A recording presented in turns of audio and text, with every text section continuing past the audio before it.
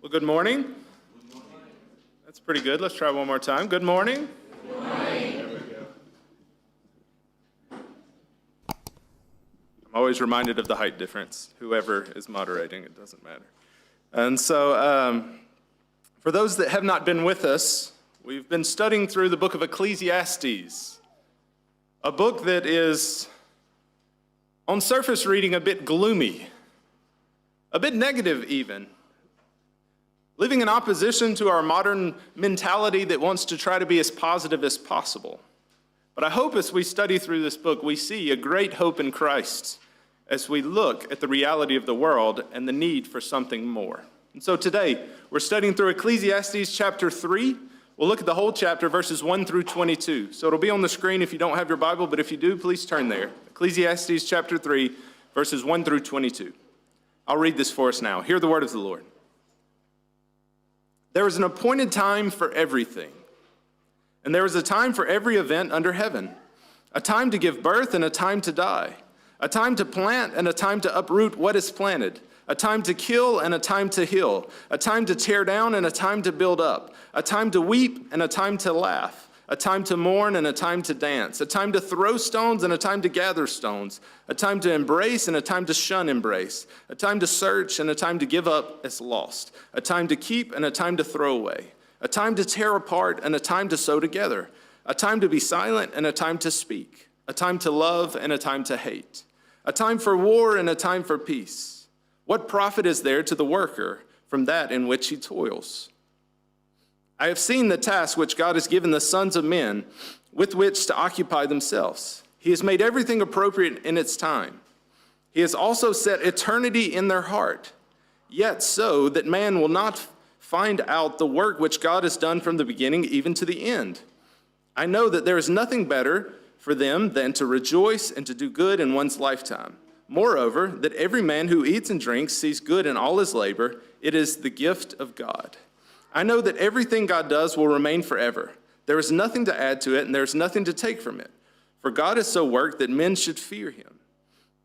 That which has been already and that which will be has already been. For God seeks what has passed by. Furthermore, I've seen under the sun that in the place of justice there is wickedness, and in the place of righteousness there is wickedness. I said to myself, God will judge both the righteous man and the wicked man. For a time for every matter and for every deed is there. I said to myself concerning the sons of men, God has surely tested them in order for them to see that they are but beasts. For the fate of the sons of men and the fate of beasts is the same. As one dies, so dies the other. Indeed, they all have the same breath, and there is no advantage for man over beast, for all is vanity. All go to the same place, all came from the dust, and all return to the dust. Who knows that the breath of man ascends upward, and the breath of the beast descends downward to the earth? I have seen that nothing is better than that man should be happy in his activity, for that is his lot. For who will bring him to see what will come after him? Let's pause and pray and ask for the Lord's help. Lord, as we approach this passage, may we see you. In the dreariness of the challenges of life apart from you, may we see a great and eternal hope in you. May you teach us now through your word. May you lead us, guide us, and direct us. For your name's sake we do pray. Amen.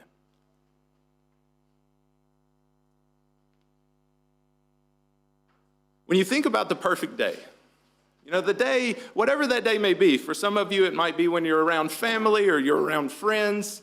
For some of you it might be that perfect holiday somewhere where you see the perfect sunset and you think to yourself, if I could just recreate this every day, life would be perfect.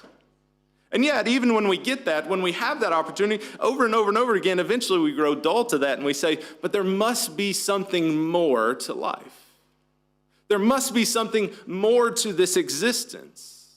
And today we approach a passage that in many ways I would say is Solomon is finally getting to his reason for writing this book.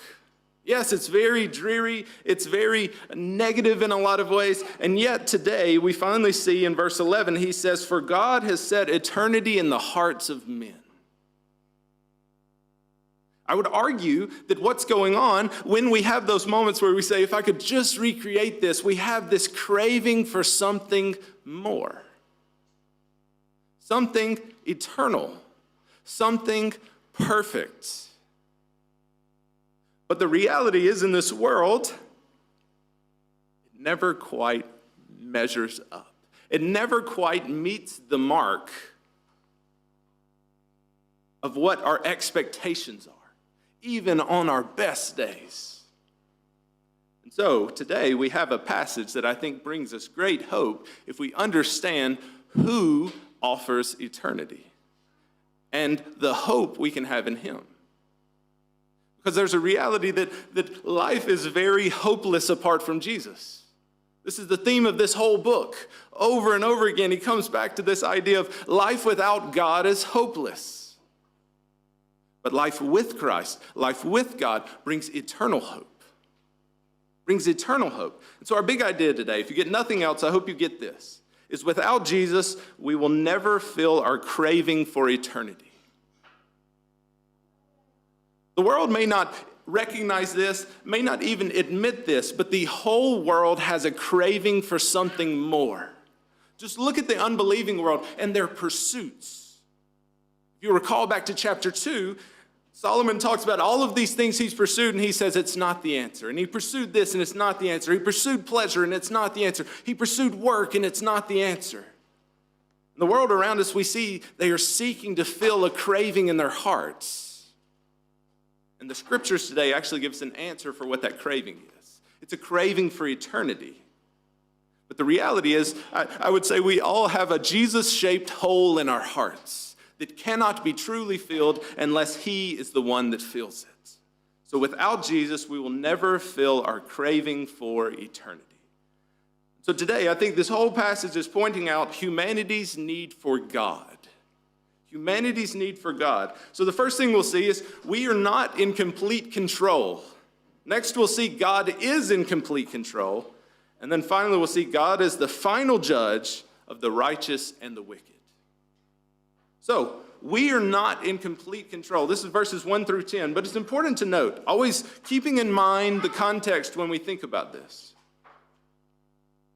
As I just said, chapter 2, he's going through all of these pursuits. There were empty pursuits without Jesus. There were empty pursuits without God. And he begins to get to his bigger point at the end of chapter 2 in verses 24 and 25. He said, "There's nothing better for man than to eat and drink and tell himself that his labor is good. This also I have seen that it is from the hand of God. For who can eat and who can have enjoyment without him?" And he comes back to this idea again in this chapter today. In the simplest form, life can find purpose if we can find true joy in each day, in the work we do, in our plot in life. But he continues to draw out of this. He says, but you can't actually find fulfillment, purpose, and joy in that without God. So he returns to that today. And somebody pointed out last week, they said, yes, you focused on that, but you missed verse 26. And he ends at the end of verse 26, he says, but this too is vanity and striving after wind. So I want us to point out something. I'll keep coming back to this because this is important for us as we think about this whole book. I think he's creating two categories of looking at life. Life with God and life apart from God.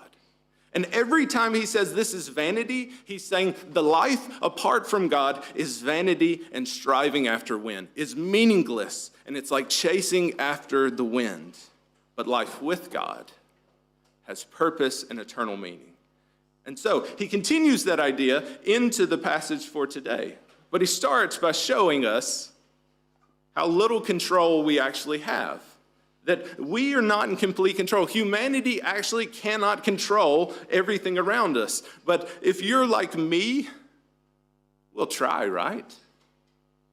We'll really try to control things. We'll say, oh, but if I can just do this, then this will happen. If I can just do that, then that'll happen. And we try to actually take the place of God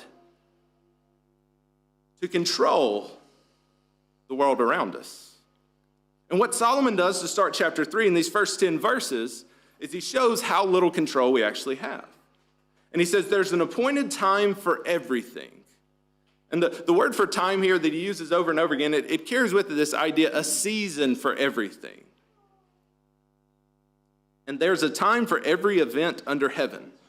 And remember, I've said throughout this, when he says under the sun, he's talking about life apart from God. When he says under heaven, he's saying under the sovereign care of God. He says under God's sovereign care from the heavens, he says there's a time and a place for everything. And then he begins to give these opposites, these extremes. A time to give birth and a time to die. Hilarious enough, someone's giving birth today. But with that, is today her due date? Is today the day that you... Right. But the thing is with that, we can't plan the date that the baby comes. He says there's a time for it. You can try to make as many plans as you want, but that baby's not coming until that baby's ready to come out. And then there's a time to die, and we can plan our death date, but we can't actually choose when that day is. And so he begins to give these extremes, a time to give birth and a time to die, a time to plant and a time to uproot what is planted. And so he's pointing out things that is just a situation in life. He says there's a season to plant the new produce for the next year. There's a season to uproot that or to harvest that. There's a time to kill and a time to heal. And you say, wait a minute, when is there ever a time to kill? Well, there's a time, if you're protecting yourself or you're protecting others, that there is actually a circumstance for that, and a time to heal, a time to let things be. A time to tear down and a time to build up. If a house has such a problem with the foundation, the only option is to tear it down, remove it. And then there's a time to build up. So there's also times when a family outgrows their house and they add an expansion onto their house, or they have an older family member that moves in and it's actually good to build up. And he says there's a time and a place for everything. But how much of this do we actually have control over to make these decisions for? We try to pretend we have control. We try to give the facade or the picture of control. But how much of it is actually under our control? And then in verse 4, he gives this picture of a private matter and then a public matter, both meaning the same thing, a time to weep and a time to laugh. Many scholars would say this is a private matter where behind closed doors there's a time that we cry. He says that's actually good. There's a purpose for that. When there's tragedy that happens, when there's a death in the family, he says tears are not a bad thing. There's a time and a place for it, and a time to laugh. There's a time and a place for joy and celebration and laughter. And then he goes to this public idea, and a time to mourn or lament. So often as Christians, we try to act like weeping and mourning are things that we should pretend don't exist. But Solomon actually says this is part of the human experience. And then he goes from mourning, a time to mourn, but also a time to dance. I couldn't help but think about this. You know, if we go to a funeral for an unbeliever, there should be mourning in that moment for us. That this person is eternally separated from God. But when we go to the funeral of a believer, there should be dancing, celebration, joyful approach to that time. But here he's saying there's a time and a place, and you can pick any circumstance and work through these things. And then verse 5 is very confusing. The scholars, if you want to read lots of pages on this, lots of scholars have taken lots of views of a time to throw stones, a time to gather stones. Some have said this deals with war. Some have said this deals with a field that's not good for farming. Some have said it even deals with sex. There's lots of views of what exactly they mean here, but still carrying the idea of there's a time and a place for everything. A time to throw stones and a time to gather stones. A time to embrace and a time to shun embrace. And the people from the warm cultures and the very talkative and friendly cultures, they're probably saying now, it's always a time to embrace. And the people that are from a colder culture that may not be as touchy and huggy, they're saying there's never a time to embrace. But here he's saying there's a time and a place for both of these. A time to search and a time to give up as lost. I thought about myself in this, where how often when we lose something in the house, I will turn our house upside down. It'll be a small little piece of some toy. And sometimes we're late for something we're supposed to be going to, and my wife will say to me, she'll say, "We have to leave. Leave it behind." I say, just 2 more minutes. But here he's saying, a time to search and a time to give up as lost. A time to keep and a time to throw away. A time to tear apart and a time to sew together. A time to be silent and a time to speak.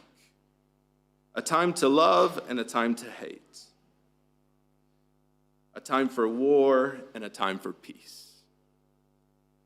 So I encourage you, spend some time thinking about the human experience and how much control you actually have in all of these. I mean, he ends with war and peace, right? How much control did we actually have for any of the wars that are going on in the world right now? Very little. But he ends with an idea that's important, a time for peace.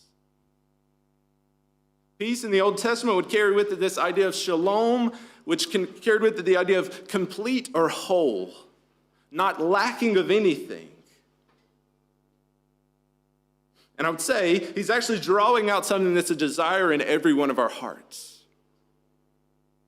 I started with an illustration to say, oh, how we long for those days when we say, all is as it should be. This is nice.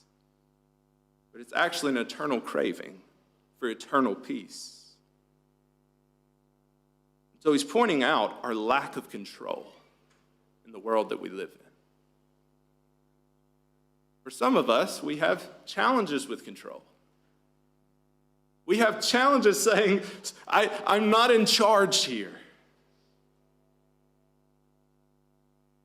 There's actually something important to see, that God is in charge. And we can trust him even when we have a loss of control. In verse 9 and 10, it's important to note, it says, what profit is there to the worker from that in which he toils? So he says, all of the things we do, he says, we can't control these things, either one of these extremes. We can't decide when these things happen. He says, what profit is it? What do I gain in the end from all of my labor apart from God? What do I gain in the end from all of my work apart from God? In verse 10, he says, I have seen the task which God has given the sons of men with which to occupy themselves. He says, yet this is how God has chosen for our lives to look. And you say, but some days it's really, really hard. We talked about over the past few weeks, because we get up and we do it again. And then we get up and we do it again. And week after week and month after month and year after year, there's so much repetition to life.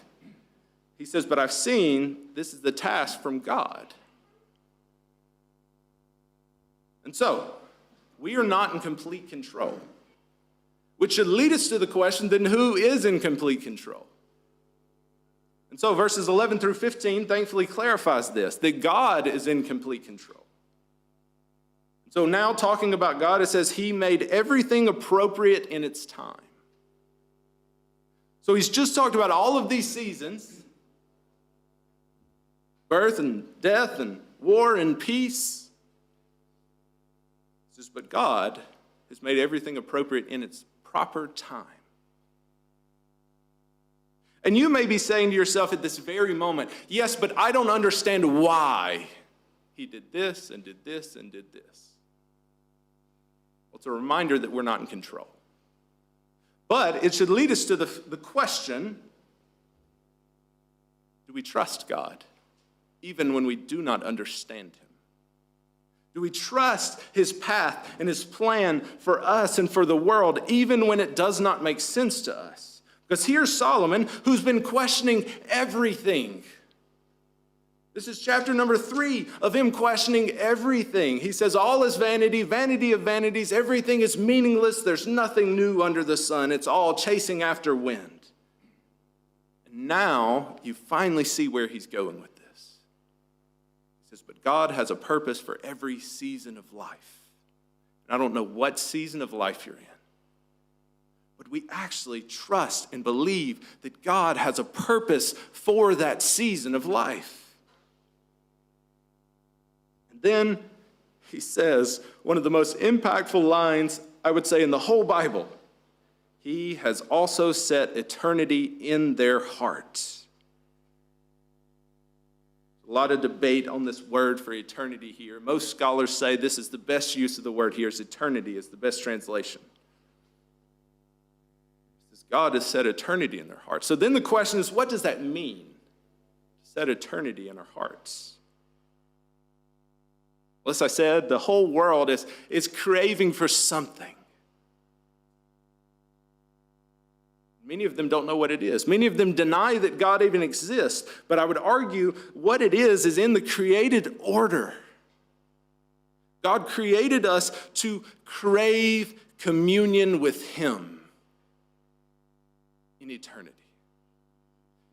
He created us to desire for something more. He wired it into our very being. He has set eternity in their hearts. Yet so that man will not find out the work which God has done from the beginning even to the end. He says, and yet we don't know it all.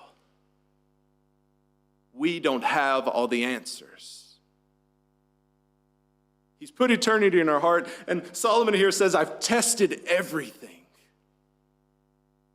I've sought everything from wisdom to folly. He says, and I can't answer all of the questions. We are not God. And that's important to note here. Solomon's conclusions are, we crave for eternity, but we cannot get there by ourselves. No matter how hard we work, no matter what we do, we can't create the avenue to get to the all-knowing nature of God and the perfection of God Himself. And his response to this, I know that there is nothing better for them than to rejoice and to do good in one's lifetime. So he returns to this that he ended chapter 2 with. He says, but the goal of life is just try to enjoy it. And how often do you hear that from the world today? All the time. The hope, the goal is just make the most of our days, right? Let's try to find joy in that. But notice what he says here, and this is very important to note. It is the gift of God. He says, even joy in the day-to-day ultimately cannot find true fulfillment unless God gives it to you. So what Solomon's doing is he's trying to boil down life into its most simple form. He says, work and enjoy your work. Live your life with joy, but even that is a gift from God. So if you try to do that apart from God, it's a hopeless pursuit. Now, there's temporary pleasures in this world, so I'm not saying here that this is saying there's no pleasure at all. But what I'm saying is eternal fulfillment cannot be found apart from God. So he says, finding true and lasting joy day to day to day is a gift from God.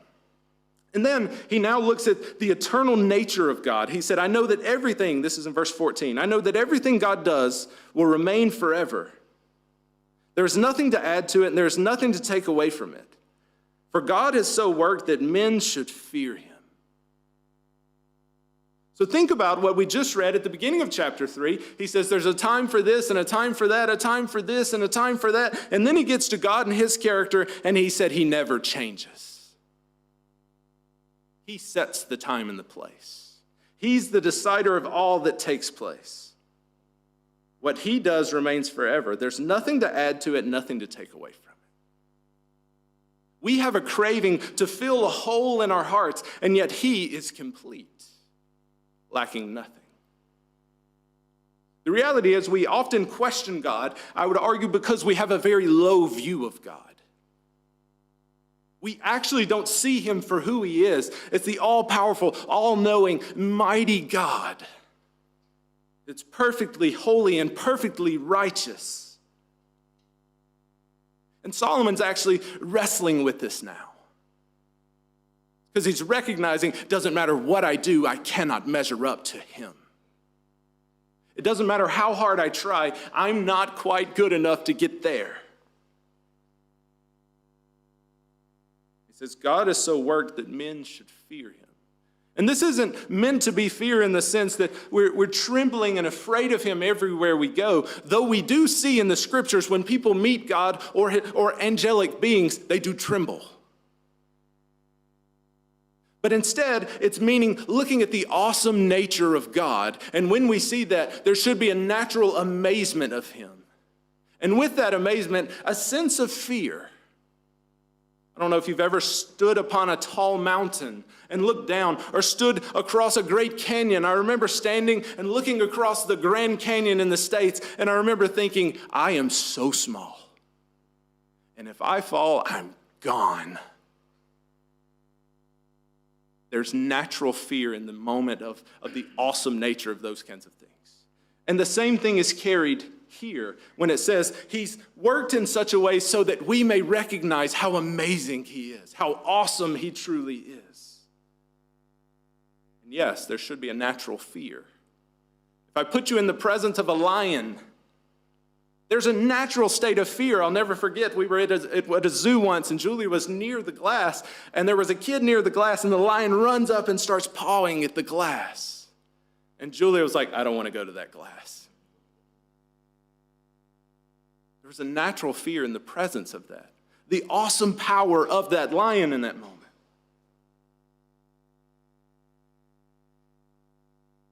But Solomon here is saying, God has worked in this way so we may recognize who he is.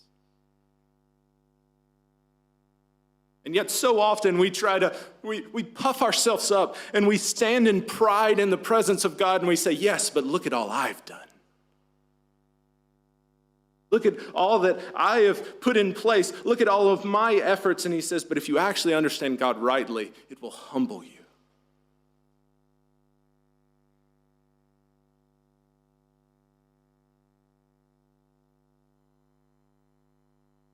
And then he ends this section in verse 15. He says, that which has been already, and that which will be, has already been. For God seeks what is passed by. There's a lot of debate of what is meant here. But I'll tell you my conclusions as I've really considered this. Solomon spends a lot of time pointing back to Genesis 1, 2, and 3. He spends a lot of time looking back to the way God intended the world to be, and a lot of time looking at what went wrong when sin entered the world. And I think what he's saying here is he's saying, that which has been already and that which will be has already been. He says, look at the world and it's not really changing. It's repeating itself over and over again. It says, but what does God want? What is God pursuing? God seeks what is passed by. So when we think about humanity, what is God actually seeking for us? His intentions in creation. His intentions in creation is actually perfection in community with him. And Solomon here is coming to this conclusion. He's saying, so what's God want from us? He said he wants what he created us to be. And now, as we think about Ecclesiastes or any book in the Old Testament, we must interpret it through the lens of the cross. Because Jesus himself said, all of the scriptures are about me. It all centers around me. Jesus is the center point of all of the Bible. And so we must go back to a book like Ecclesiastes and say, how does this point us to Christ? Solomon's words here, he says, God seeks what's passed by. And he's actually wanting to return us to his intentions in creation. How does that take place?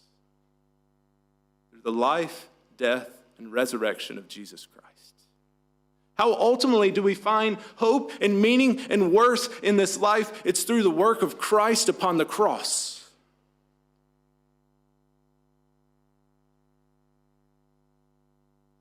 He says God seeks what's passed by. And there's this reality from the moment where sin enters the world, God makes a promise. He says, I'm going to fix the problem you created. He fixes it himself. When the God-man steps onto the earth in Jesus Christ, and And now we look forward to the day when he comes back and he makes it all as he intended for it to be. That we may be with him in eternity in the perfection of his presence through the very blood of Christ. So Solomon has said, where do we find hope? He says, only in God.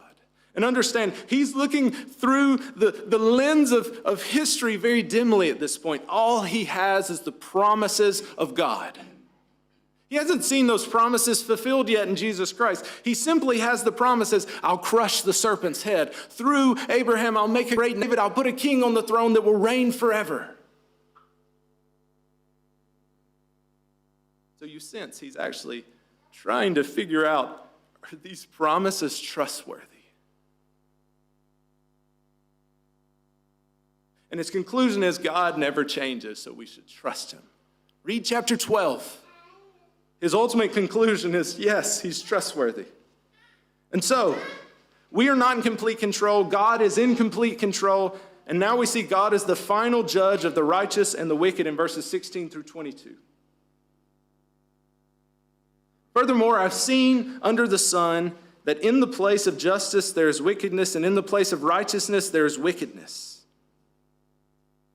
So this was in this time was a world leader, a man of significant influence, a man of great power, a man of great wealth. And he says, I've been to other places and I've seen in the seat of the righteous, it's actually often filled with wickedness.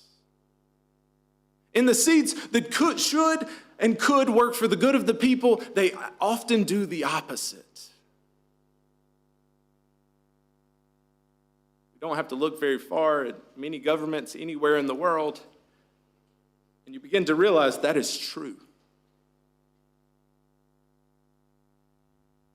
He says, the place of justice, there's wickedness. The place of righteousness, there's wickedness. And so we return to this idea of, he says, even those that portray justice and righteousness are still sinful and wicked. And you may say, is there any hope? And he says, I said to myself, God will judge both the righteous man and the wicked man. So he's looking at the world and he's saying, but there's one judge that's coming that will judge them all. Fairly, equally. Not by how much money they had or how much power they had or how religious they were, but by their hearts. For a time for every matter and for every deed is there. So ultimately, I think what Solomon's saying through this whole book is he's saying, without Jesus, what's the point? Because we die and stand before him. But with Jesus, we die and we stand before him and we say, my only way in is through your blood, Jesus. Nothing I can do to earn that. And so he's looking at this. He's looking at the situation of life. He's saying, apart from God, what's the point?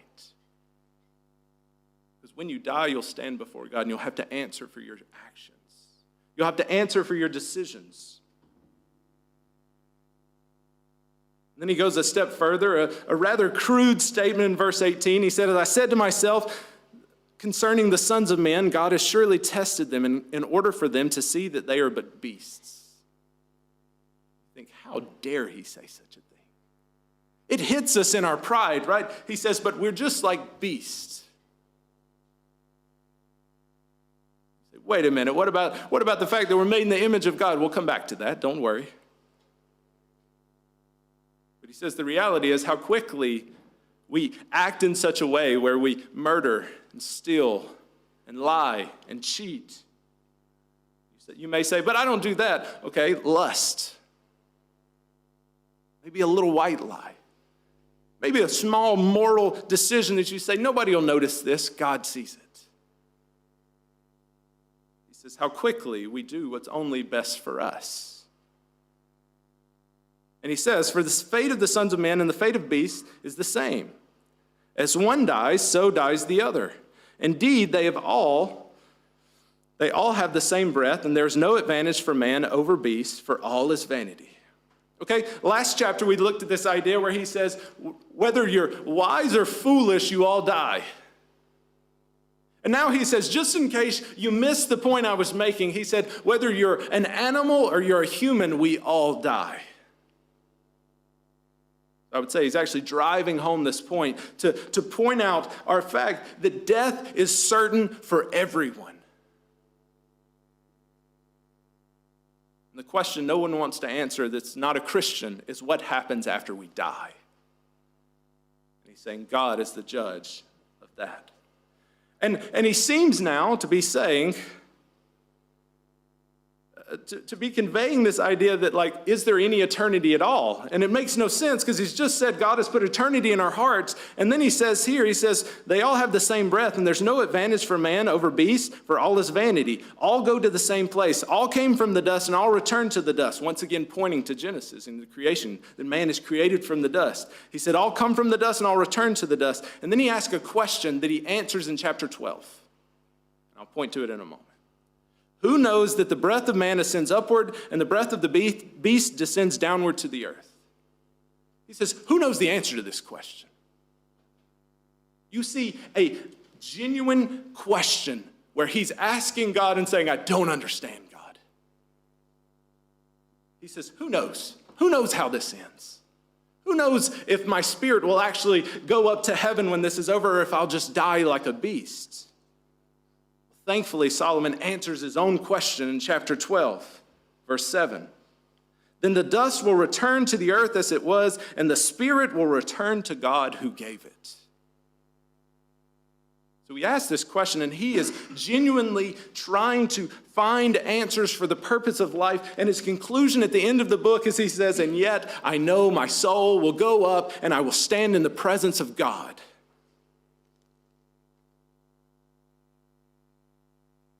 There's encouragement that even when we question God, even when we don't understand God, he meets us where we are. I encourage you, read the last 10 chapters of Job. Job questions God. And God then answers him and says, were you there when I created everything you see and know? And he goes on and on and on, and he explains to Job all of these things that he did. And Job ends and he says, I spoke of things I did not understand, things too wonderful for me. I had no right to ask, and yet, my God, he answered me. And so his response here is, I don't understand, but I know that God's in control. So Solomon here says this. He says, I don't understand, but I trust that God's in control, even in his questions. Thankfully, he comes to this conclusion in chapter 12 that we can read. If you want to see his conclusions of all of this, go and read chapter 12. Spend some time dwelling on what he says there.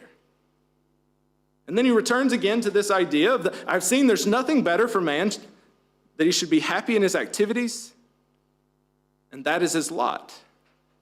And then he asks a really, really great question that we have the answer to through Christ.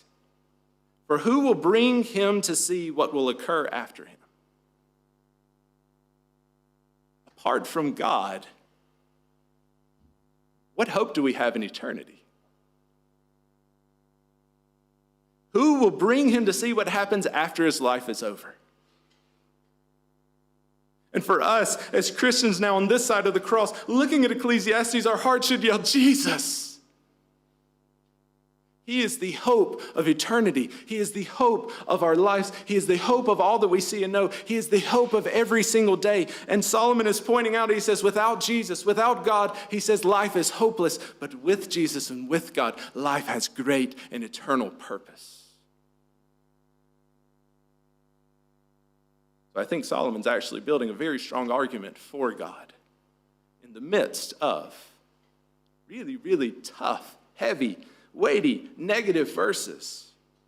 So I end with Michael Eaton's quote here. He's a commentator that's written on this passage. He says, the preacher's vast researches have found nothing in the finite earthly realm which can satisfy the human heart intellectually or practically. He says he's found no answer. Though he has resolved to understand all that's under the sun, There is that within him which makes him realize he can never comprehend God's plan in its entirety from beginning to end. This is the nearest he comes to Augustine's maxim, "You have made us for yourself, and our hearts are restless until they can find peace in you." You sense he's restless and searching and trying to find answers, and ultimately he says it's only in the very promises of God. And now for us, we know the fulfillment of those promises is Jesus. So I leave us with 4 questions. Why do you try to take control from God? You may say, no, I don't do that. Really, really study and test your heart on this. Why do you try to take control from God? Second question, do you recognize that the whole world is on a desperate search for eternity? Even when they deny that eternity exists, do you recognize the whole world is on a desperate search for eternity? Third question, how can you display your submission to God and his sovereign control? What does this look like tomorrow when you wake up and you question God's goodness and God's plan and God's purpose? How can you display your submission to God and his sovereign control? And the final question is, what comfort do you find in the reality that God is the judge of both the righteous and the wicked? I think we can find great comfort only in Christ Jesus. If you're here or you're watching online and you're not a Christian, you may be saying, I don't want to stand before a holy and perfect and righteous God, because how can I ever stand in the presence of perfection? Well, for us as Christians, as we prepare to turn our attention to the Lord's table, we can say we look forward to that moment in comfort, not because of anything we've done, but everything Christ has done on our behalf through his life, death, and resurrection. And so consider these questions, and I'm going to pray for us now, and we'll turn our attention to the Lord's table. Let's pray.